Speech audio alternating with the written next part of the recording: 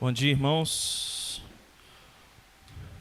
Hoje é um dia especial, dia 30 de outubro de 2022. Provavelmente você deve estar sentindo alguma coisa em relação a isso, às eleições.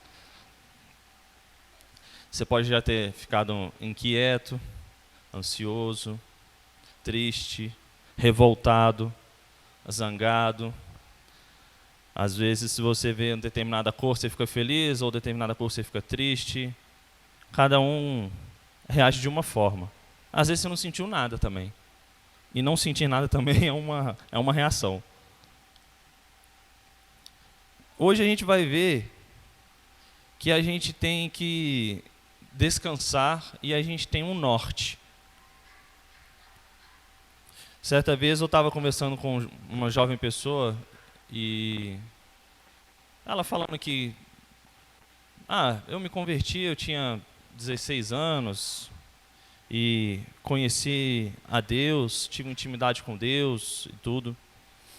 É interessante, nunca poderia pensar isso de você. Eu não quis falar os porquês nem nada, mas fui surpreendido. Aí eu fiz uma pergunta para essa pessoa assim: se você morrer hoje, agora, aqui, você vai para onde? Sabe o que essa pessoa me respondeu?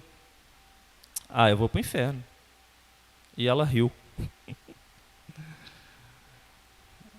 Bom, eu não sei se eu fizer essa pergunta para você hoje, o que você vai responder. Mas se eu fizer essa pergunta hoje, se eu fizesse ontem, se eu fizer amanhã, a sua resposta ela tem que ser sempre a mesma. Você tem que ter certeza para onde você vai. Porque você tem que ter certeza quem pertence. Você pertence a quem? Você vive para quem? E se você não tem essa certeza, talvez você vai rir como essa pessoa riu, e talvez você vai falar: bom, hoje eu fui bem, hoje eu fiz tudo certinho, hoje eu vou para o céu. Não, hoje eu errei no ponto A, no ponto B, no ponto C. Hoje, se eu morresse aqui agora, eu vou para o inferno. Que insegurança que a gente viveria, hein? Que loucura que seria a nossa vida, né? E a nossa vida seria motivada também a interesses. Nosso coração pecaminoso, a nossa vida seria motivada por interesse. Porque imagina, se você faz as coisas que estão condizentes com a palavra e agrada a Deus, você é uma condicionante para você ir para o céu, isso vira interesse. Agora, se você faz as coisas que agrada a Deus, porque é você motivado pelo Espírito Santo de Deus, e quando você erra, você se arrepende e se volta para Deus, aí é diferente. Então hoje a gente vai ver que a gente tem uma garantia disso. E essa garantia, ela é simbolizada, inclusive na nossa cultura, por um anel. Um anel. Quem já viu o filme, ou já viu falar no filme que chama O Senhor dos Anéis, é uma trilogia, né? Nesse filme é o seguinte: vários anéis foram forjados. E esses anéis, eles conferiam à pessoa poder. Então, se você vê uma pessoa hoje, que ela tem um anel no dedo, e esse é um anel de compromisso, essa pessoa ela tem um poder ilustrado ali naquele dedo dela. E a gente vai ver qual é a relação do anel e esse símbolo que é o anel com o Espírito Santo e o batismo. Então é isso que a gente vai ver hoje. A relação que tem um anel, um símbolo, com o batismo e com o Espírito Santo. E como eu disse no início da aula, a gente tem que tirar toda a incerteza de eleição, de quem vai governar, de quem não vai governar, de será que hoje, porque eu fiz isso, eu vou para o céu, porque eu fiz aquilo, eu vou para o inferno? Hoje a gente vai ver claramente que não depende muito de nós, não. A gente age muito em resposta. Vamos lá. Durante a Idade Média, também chamada Idade aí das Trevas, né? Foi uma longa história pós-igreja primitiva. Predominou o entendimento de que o batismo era o selo do Espírito Santo. Então vamos entender. O anel, ele é um selo, certo? Assim como as cartas também tinham um selo. Era aquela cera que derretia, colocava ali o brasão do rei, de um imperador. Aquilo era um selo, que aquela carta só seria aberta quando ela chegasse no seu destinatário. O anel, ele também é um selo, certo? Quem tem um anel na mão direita, na nossa cultura, é uma pessoa que está em noivado. E é importante a gente entender que na cultura judaica, ou seja, tudo aquilo que está no Velho Testamento bíblico, quando a pessoa ela era noiva, não é no mesmo contexto que nós somos noivos hoje. Porque hoje o que acontece? Ah, fiquei noivo. Não, o noivo é um passo além. Antes eu era amigo, depois eu namorei e agora eu estou noivo. O noivo é um passo além do namoro. Mas na cultura judaica não é isso. Quando a pessoa ficava noiva, ela já ia casar. E ela só deixava de casar se acontecesse algo muito grave. Não é hoje em dia que você ficou noivo e, não, a gente começou a planejar as coisas, passou um pente fino, mas viu que não ia dar certo. Não era isso. Na Idade Média, esse símbolo de casamento da pessoa com Deus, essa união, ela era entendida como batismo. Ou seja, se você veio na frente da igreja, se batizou, você está selado, você colocou o seu anel e agora você pertence a Deus. Alguém concorda? Alguém discorda? Alguém concorda em parte? Será que é isso mesmo? Então vamos pensar. Minha filha é batizada, certo? Eu levei minha filha com 1 ano e pouco na igreja, batizei. Então agora ela está selada, certo? Ela tem o Espírito Santo e agora ela já está salva. É isso mesmo?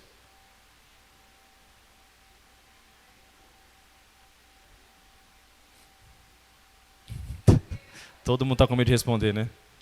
Deus o quê? Tem os seus escolhidos. Certo. Mas o batismo, ele salvou ou não salvou a minha filha nesse exemplo? Quem salva é quem? Mas a gente não batiza em nome de Deus?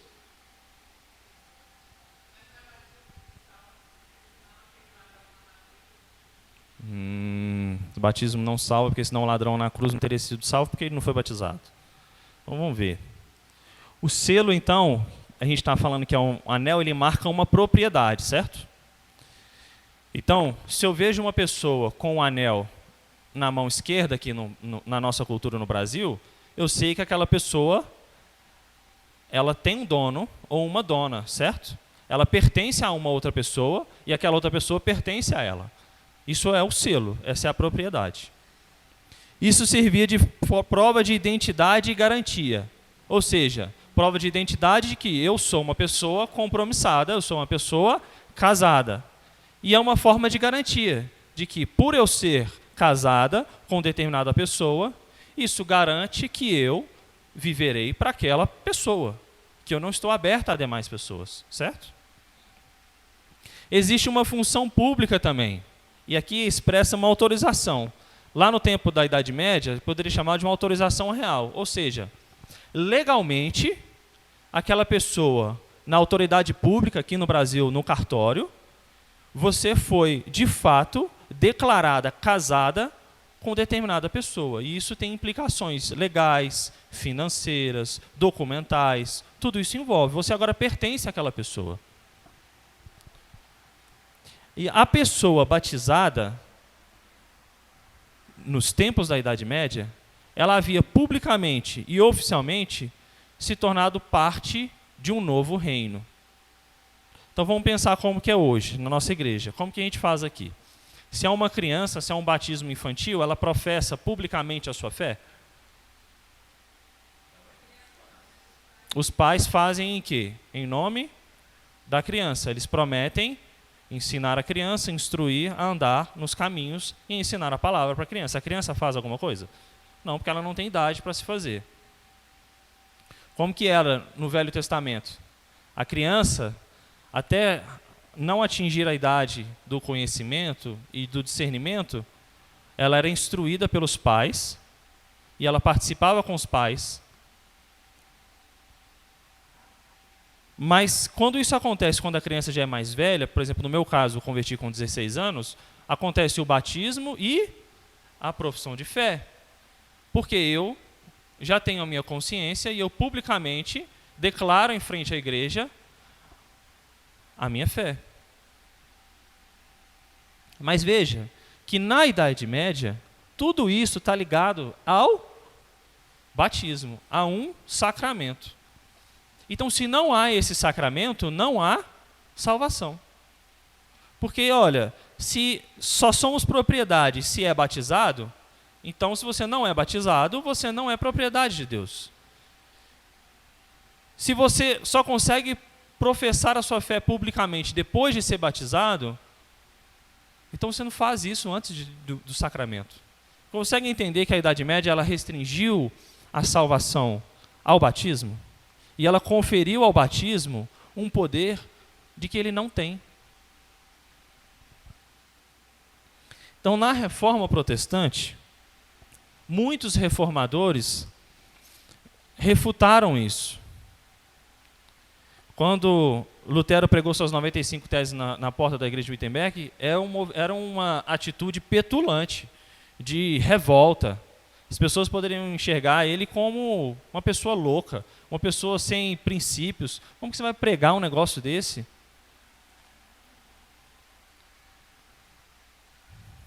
Vamos ler alguns textos que João Calvino pegou novamente para justamente refutar esses pensamentos que estavam tendo na Idade Média. Alguém abre aí, vou pedir o pastor que abra em Efésios 1:13, a Keila que abre em Romanos 8:16, vou pedir o André que abre em 2 Coríntios 1:21 e 22, e a Thalita abre em Efésios 4:30. Vamos ver o que a Bíblia diz a respeito da fé, da salvação, do batismo. Vamos ver. Pode ler.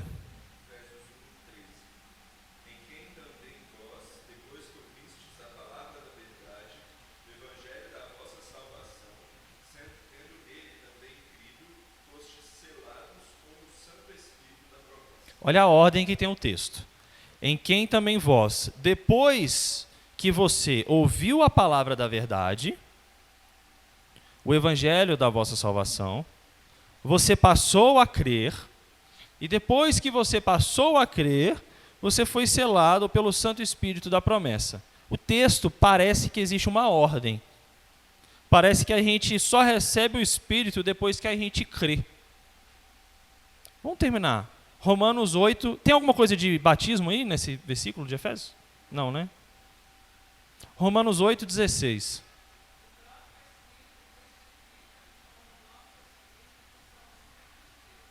Quem testifica que somos filhos de Deus? O próprio Espírito. Tem batismo aí? A gente tem que pensar também. Vamos ler os textos. 2 Coríntios 1:21 e 22.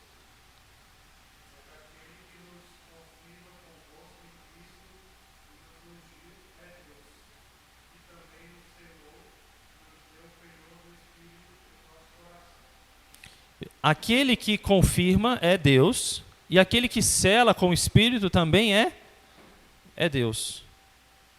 Então vamos pensar. Se alguém te perguntasse se você ia hoje para o céu ou para o inferno, você ia responder o quê? Que por mais que eu tenha errado, por mais que eu tenha pecado, por mais que eu tenha desagradado a Deus, eu tenho certeza que eu vou para o céu. Porque quem selou não foi você. Aqui não está falando das suas obras. Aqui não está falando daquilo que você fez que agradou ou desagradou. Aqui está falando que se você foi de fato escolhido de Deus, e se você foi de fato alcançado pelo Santo Espírito, é o próprio Deus que o sela com o seu Espírito. Efésios 4:30.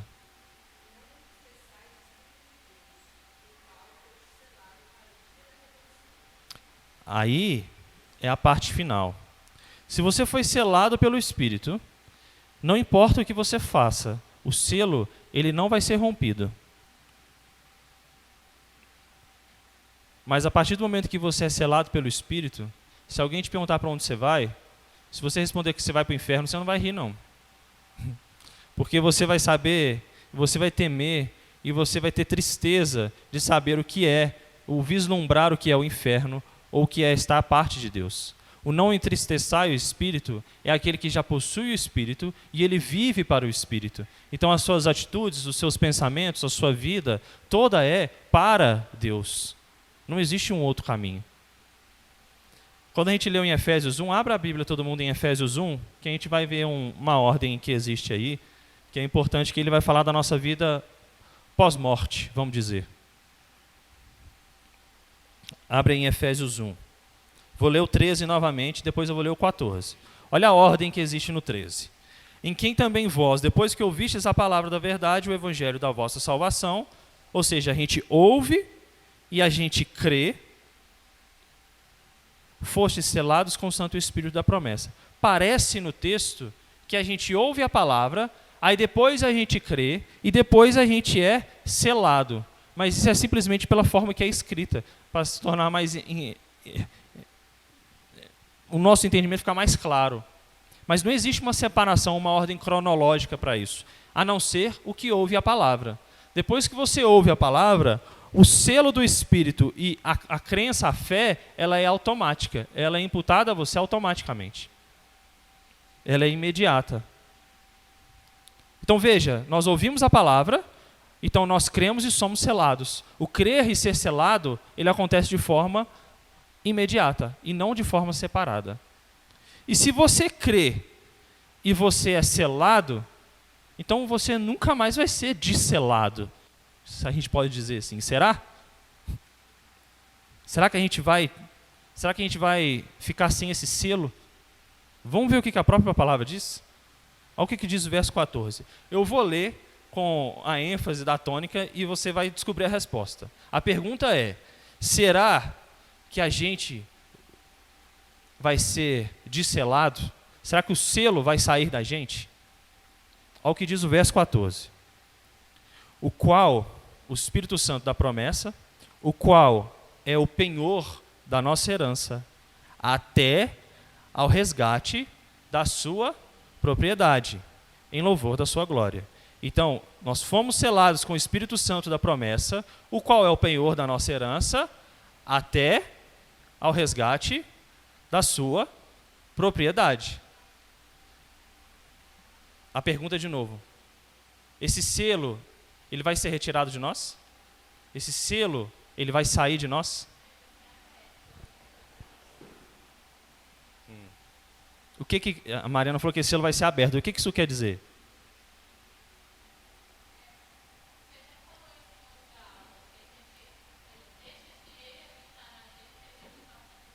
Exato. É o que João escreve lá em Apocalipse, lá no final da Bíblia, aqui Paulo registrou aos Efésios. Nós somos selados com o Espírito e nós temos o Espírito Santo de Deus vivendo dentro de nós, nesse exato momento. Eu acho que a palavra penhor ali faz muita diferença. Penhor é aquilo que você dá para pegar de volta em obrigação. Então o Espírito Boa. Santo está dizendo, eu estou me colocando em obrigação de resgatar vocês ao final, no dia do resgate. Perfeito. O penhor é importante aí. Igual quando, né, antigamente tinha muito o penhor de joias, né, que ainda tem hoje, né? Você dá uma determinada joia, aí um determinado banco ele te dá aquele dinheiro e a joia é aquela garantia. E se você devolver o dinheiro, ele vai te devolver a joia. E quem é a joia aí? Somos nós mesmos. Somos nós mesmos. A joia somos nós. Porque a joia é a igreja e foi Cristo que escolheu. E quem é o dinheiro aí, fazendo um paralelo com o penhor dos joias? Quem é o dinheiro aí? Quem dá o dinheiro? Jesus. Foi Cristo que pagou. E quem é aí o contrato que é assinado, que garante, que sela, que se você não pagar, aquela joia vai ficar ali no banco. Ou se você pagar, aquela joia vai ser devolvida? O Espírito Santo. Só que vai chegar uma hora que nós seremos de fato resgatados. E quando nós formos resgatados, aí vai ser duas possibilidades. Se você morrer, e aí você vai aguardar esse pagamento, ou se Cristo voltar antes. E aí, esse espírito vai de fato ser rompido, porque esse espírito vai ser espalhado por toda a terra. E a gente vai viver nesse espírito, cheio da presença do Espírito, não vai ter nenhum mínimo espaço que não tenha a plenitude do Espírito. Esse é o pagamento. Conseguiram entender a ordem em Efésios aí? Tem alguma coisa de batismo nisso aí? Alguém leu algum batismo aí? Não, né? A gente vai dar importância para o batismo, e a gente já falou inclusive isso em outras aulas, por isso que eu estou dando a ênfase no não batismo, ou não no sacramento em si, justamente para refutar esse pensamento da Idade Média, tá? Que a nossa salvação, a nossa certeza de vida em Cristo, ela não está vinculada ao batismo. Mesmo o batismo tendo a sua devida importância, sendo um sacramento na igreja, assim como a Santa Ceia. Então, Calvino observou corretamente que o próprio Espírito, não o batismo ou a imposição de mãos, ele é o selo. O Espírito Santo, ele é o selo. E diferente desse pensamento na Idade Média, o Calvino não faz relação direta entre o Espírito Santo e o batismo. E aí depois veio um grande teólogo chamado Martin Lloyd-Jones, e ele abordou esse tema em 1978 lá no Reino Unido. Só que Lloyd-Jones ele tinha uma pegada pentecostal, vamos dizer assim, para esse tema. Ele afirma que a obra seladora do Espírito Santo é algo subsequente ao crer, é algo adicional à fé. Ou seja, ele cria que aqui em 1 Efésios capítulo 1, Efésios 1:13, existe uma ordem cronológica. Primeiro nós cremos e depois nós somos selados. Ele fazia distinção de momentos. Ele deferia então os mesmos preceitos da linha pentecostal. Por isso que quando eu perguntei àquela pessoa para onde ela iria, e ela me responde: se eu morrer hoje, acho que eu vou para o inferno. Ah, isso aqui deixou a desejar. Por quê? Vamos tentar entender. Porque não parte do Espírito Santo e do selo de Deus. Parte da pessoa. É da atitude da pessoa, é da fé da pessoa. Parece que a salvação é uma consequência daquilo que a pessoa faz. É daquilo que a pessoa escolhe, ou é daquilo que a pessoa vive. E graças a Deus, a gente não depende disso. Embora Lloyd-Jones procurava versículos no Velho Testamento para se firmar, mas sem a selagem do Espírito, ele afirmava, você pode saber que seus pecados estão perdoados. Ou seja, se você tem fé, se você passa a acreditar, você tem certeza que seus pecados estão perdoados. Mas ele fala, porém, não dessa maneira especial e incontestável. Então ele confere o Espírito Santo como se o selo do Espírito Santo como se fosse um degrau a mais, um estágio a mais do que a fé inicial. Mas avançando aí no século XX, vários teólogos começaram a se debruçar mais nesse tema e estudar mais sobre isso. E essa linha pentecostal ela não foi muito bem vista. E não se encontra muita defesa nela na Bíblia. Então nós vamos ler outros textos. Eu vou pedir para o André abrir o mesmo texto que ele já leu, 2 Coríntios 1:22. 2 Coríntios 1:22. A Mari abrir em 2 Coríntios 5:5. 2 Coríntios 5:5. E a Marina abrir em Efésios 1:14. Efésios 1:14.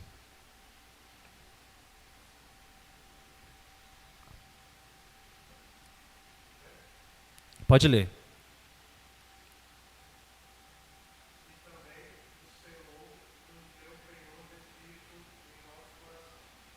Penhor do Espírito no nosso coração. Quem deu? Deus. 2 Coríntios 5:5.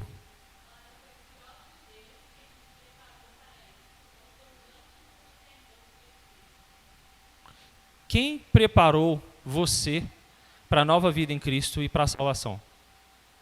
O preparo, quando você está fazendo uma comida, E aí você está preparando, você está fazendo ali o mise en place, né? Chique, né? Que o pessoal fala hoje. Cortando lá os legumes. Aquilo é um preparo, certo?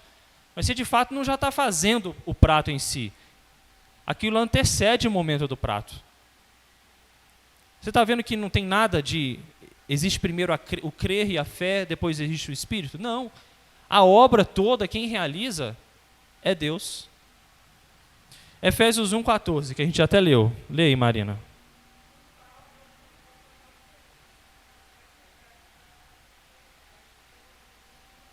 Veja, ele é o penhor do início até o final, que é o resgate. A nossa participação aí está onde? A nossa participação está lá no início. É que depois que a gente ouviu, a gente creu. É só essa a nossa participação. No processo de salvação, é só essa a nossa participação. Aí depois a nossa caminhada cristã aí é diferente. É inclusive muito do que a gente viu nas aulas passadas. A respeito de santificação, aí é um outro processo. Mas depois, pós-salvação. Então nessa era, os cristãos, nós temos o claro entendimento que os cristãos são selados com a marca da eternidade como pagamento inicial de sua totalidade no novo céu e na nova terra. Então a gente recebe aqui, nessa vida, como se fosse um cheque. E esse cheque ele garante que nós viveremos eternamente no novo céu e na nova terra. E ninguém pode tirar essa herança da gente. É como se fosse o nosso ticket para a entrada no novo lar. E esse ticket ele já foi pago, ele está dentro de nós, no nosso coração. E aí esse ticket só vai sair de dentro de nós e só será rasgado. Olha, você já usou o seu ticket? Quando a gente entrar nesse maravilhoso parque, que é o novo céu e a nova terra. E desse novo parque a gente jamais vai sair. Vamos abrir mais... Pois não?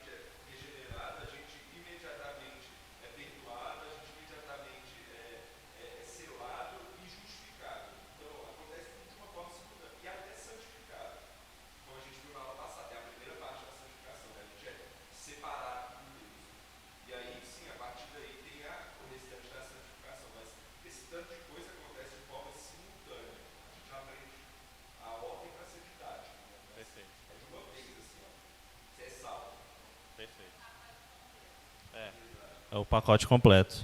E se você já é essa pessoa que já foi selada, você não vai ter medo de dizer que se você morreu hoje, aqui agora, você vai para o céu. Você não tem dúvida. Porque você sabe que não depende de você. Porque se dependesse de você, você estaria indo diretamente para o inferno.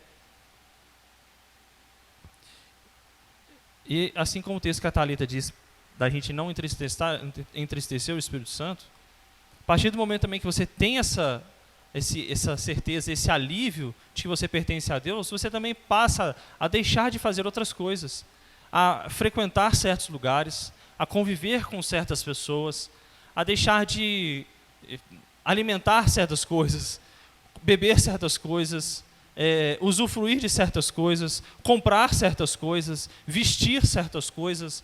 O seu comportamento é diferente. E o comportamento ele não é imediato, assim como é a nossa salvação. Ele amadurece, ele melhora, ele se aperfeiçoa com o passar do tempo. Provavelmente você, quando olhar para trás e ver a sua vida há 5, 10 anos atrás, você deve ver muitas coisas daquilo que você já deixou de fazer que não agradava a Deus. E esse faz parte do processo, que você tem que necessariamente ser uma pessoa melhor e mais santa amanhã do que você foi hoje. Necessariamente. Você não pode ser amanhã a mesma coisa que você foi hoje. Senão, foi como o pastor até disse na outra aula, você está no processo estagnado de santificação. Você está parado ali. Você precisa ser e buscar ser uma pessoa mais parecida com Cristo a cada dia que se passa.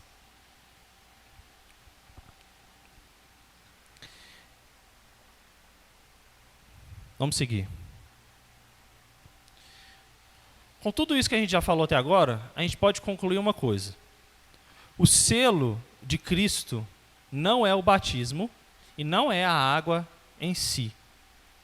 Mas o selo é a vinda do Espírito Santo sobre a pessoa. E essa vinda pode ser inclusive durante o sacramento. Pode ser... Tem algumas denominações que eles falam assim, no dia 2 de outubro de 1900 e lá vai bolinha, eu me converti. Foi nessa data exata que o Espírito Santo desceu sobre mim, eu me fiz nova criatura e eu me converti. Eu não tenho essa data. Eu tenho uma janela aí, de um período na minha vida, de que eu fui transformado. Mas para mim, uma experiência pessoal, isso foi um processo. Eu não sei, de fato, distinguir um momento exato. Tem pessoas que têm. E eu creio, de fato, que tem pessoas que têm isso claramente, nitidamente. E a própria palavra de Deus nos dá até embasamento bíblico para acreditar nessas pessoas. Que, de fato, no estralar de dedos, essas pessoas tiveram a vida completamente mudada. Foi um norte, uns 180 graus de uma vez. Na minha vida não foi assim. Como? O apóstolo Paulo é um exemplo perfeito para isso. Paulo, chamado era ainda Saulo, ele foi imediatamente, do nada, a vida dele foi o quê? Transformada. Tanto que Paulo ficou até o quê? Depois que ele converteu. O que aconteceu com Paulo? Ele ficou cego, né?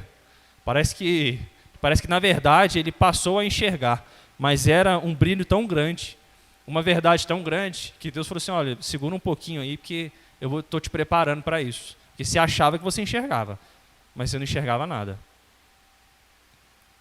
Embora, então, a gente não tenha essa ligação com o batismo, a salvação ela não tem a ligação direta com o batismo, direta.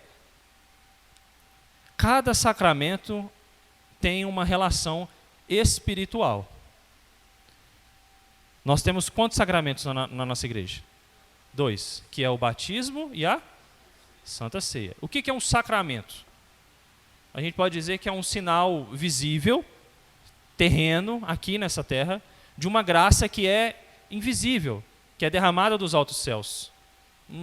Traduzindo, a gente poderia dizer assim, um sinal visível de uma graça que é invisível. Então, se há uma graça, o batismo não é só um derramamento de água. Existe algo espiritual ali. Se há uma graça, não é simplesmente comer um pão, tomar um vinho, ir embora para casa. Existe uma graça ali no meio. E nós somos espiritualmente alimentados por meio desses sacramentos. Mas o que a gente não pode se confundir é o sinal e o objeto. Ou seja, a graça de Deus e o objeto em si. Porque não é a água ou a imposição de mãos do pastor que traz a graça em si. E não é o próprio pão, o próprio vinho, suco de uva que traz a graça em si. Aquilo é um sinal. E por trás do sinal, o sinal é apenas um farolzinho ali. Por trás do sinal está ali a verdade, todo o entendimento. Alguém quer alguma pergunta? Vamos abrir mais alguns textos? Vamos abrir lá em Romanos 5:5. Romanos, capítulo 5, verso 5. E eu vou ler aqui. Diz assim a palavra de Deus. Ora, a esperança não confunde, porque o amor de Deus é derramado em nosso coração por quem? Pelo Espírito Santo, que nos foi outorgado. Outorgado por quem? Por Deus. É o Deus, a sua trindade. Ele outorga parte dela, o seu Espírito Santo. Romanos 8:9. Vamos lá, passa umas páginas aí. Romanos 8:9. Diz assim: vós, porém, não estáis na carne, mas no Espírito. Se de fato o Espírito de Deus habita em vós, e se alguém... Vou ler de novo com a entonação certa. Vós, porém, não estáis na carne, mas no Espírito. Se de fato o Espírito de Deus habita em vós. E se alguém não tem o Espírito de Cristo, esse tal não é dele. Veja, existe alguma possibilidade aí, com base nesse versículo, se de fato você já foi alcançado e selado pelo Espírito. Independente que você faça, independente do mal que você não quer fazer, mas acaba fazendo, existe alguma possibilidade de você ir para o inferno aqui? Existe alguma possibilidade, com base em Romanos 8:9, de você não ir para o céu? Se você tiver em Cristo e for selado pelo Espírito, não existe essa possibilidade. Independente do que você faça. Quem é o nosso maior exemplo de relação de homem e espírito? Quem é o nosso maior exemplo? Paulo, certo? Certo? É Jesus, né? É o nosso maior exemplo, certo? Jesus, ele se tornou homem, e um dos seus vários propósitos também era mostrar que o Espírito Santo, assim como desceu nele em forma de pomba, ele também desceria em nós. E quando o Espírito Santo desceu em Cristo, chegou algum momento no ministério de Cristo que ele saiu de Cristo? Ele se afastou de Cristo? E Cristo, ele é o que para a gente? Cristo é o nosso modelo, ele é o nosso Senhor, ele é o nosso norte. Cristo é Deus. Cristo é aquilo que a gente deve buscar a ser, buscar a viver. E se o Espírito Santo não saiu de Cristo, isso também implica a nós, de que uma vez que nós somos selados, ele não vai sair de nós. Vamos abrir lá em João 1:32 para a gente ver isso. Outra pessoa abre para mim em Colossenses 3, de 1 a 4. João 1:32 e Colossenses 3, de 1 a 4. Quem achar pode ler.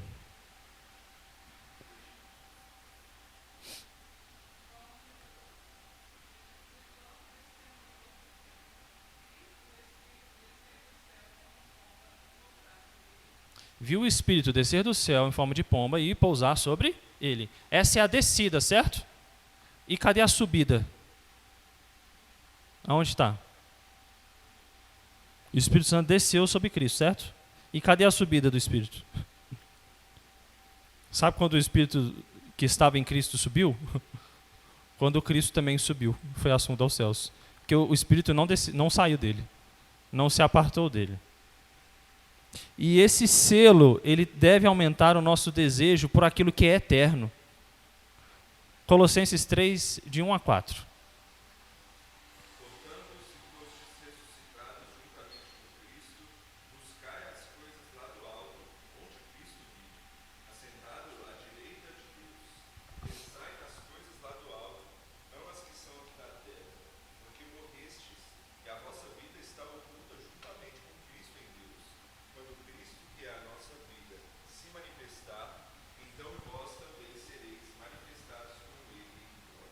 Amém. Os nossos olhos, eles têm que estar cativos no eterno. E o eterno é Deus e aquilo que Deus tem preparado para nós. Um novo céu e uma nova terra. Então não importa quem vença as eleições, por mais que você tenha um desejo enorme, não importa quem vai ganhar as eleições por 1 ou 2 votos, por mais que você não goste de política e você ache que política é tudo ruim. É só um parênteses, porque eu gosto muito desse assunto, então vou puxar um pouquinho da sardinha para o meu lado. Às vezes as pessoas demonizam um pouco a política. Não gostam de política. E política é tudo ruim. Mas é bom a gente pensar que quem fez e quem criou a política está lá em Gênesis. Foi Deus quem criou a política. Não é essa política que a gente vê aí. Não é Deus quem criou o Congresso e todas essas falcatruas, não é isso. Mas a forma governamental de reger as coisas como política, quem regeu e quem criou foi o próprio Deus. Sabe por quê? Quando Deus chegou para Adão e falou assim, Adão, agora você vai governar esse jardim do Éden aqui. Isso é o quê? Política. Isso é Deus outorgando a Adão o poder, a governança de um determinado local. E Deus deu mais a Adão. Deus falou o que para Adão? Adão, agora que você vai governar esse local aqui, eu quero que você dê nome para todas as coisas, todos os seres viventes, todos.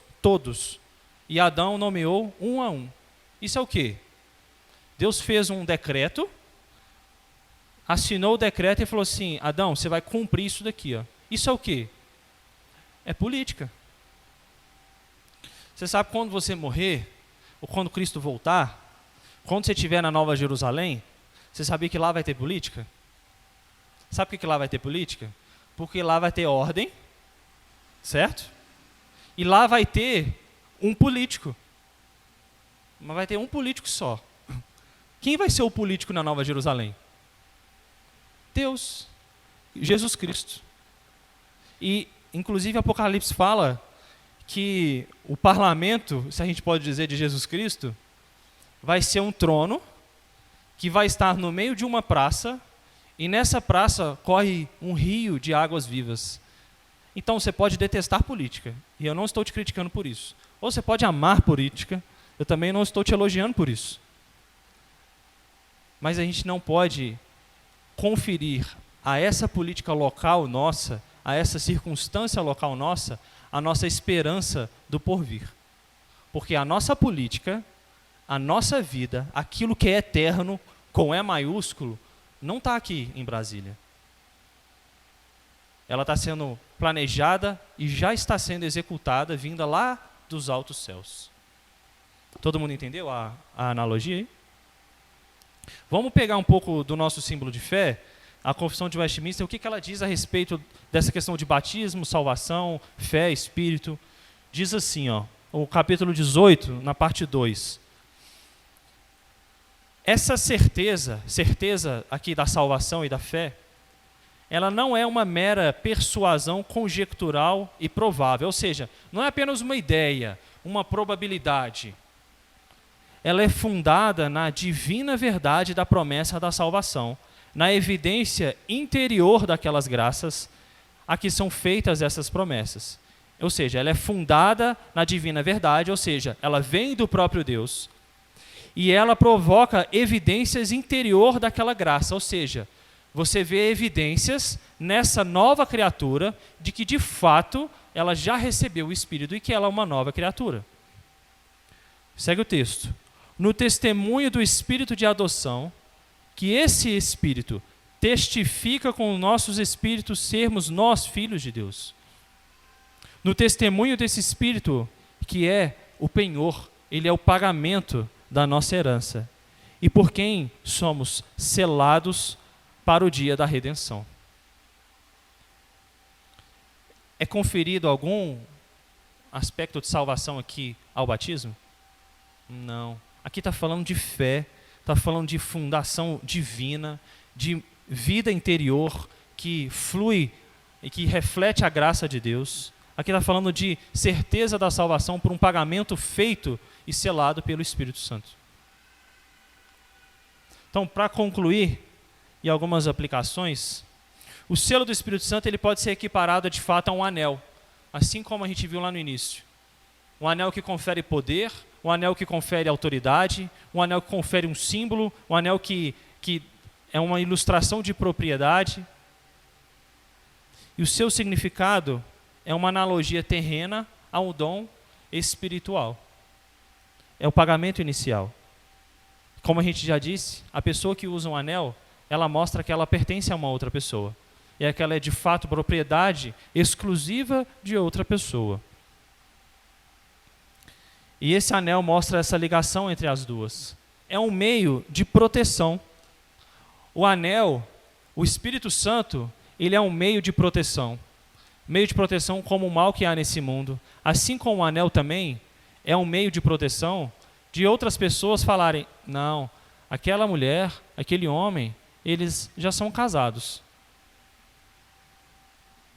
O pagamento inicial pelo anel de noivado, ele será totalmente quitado com a passagem para o status de casamento. Então, quando você casa, ali é o pagamento de fato. Essa é uma analogia que tem as suas limitações, mas ela diz muito o que a gente leu lá em Efésios. Nós fomos selados com o Santo Espírito da promessa, o qual é o penhor da nossa herança, até o resgate da sua propriedade, em louvor da sua glória. Amém?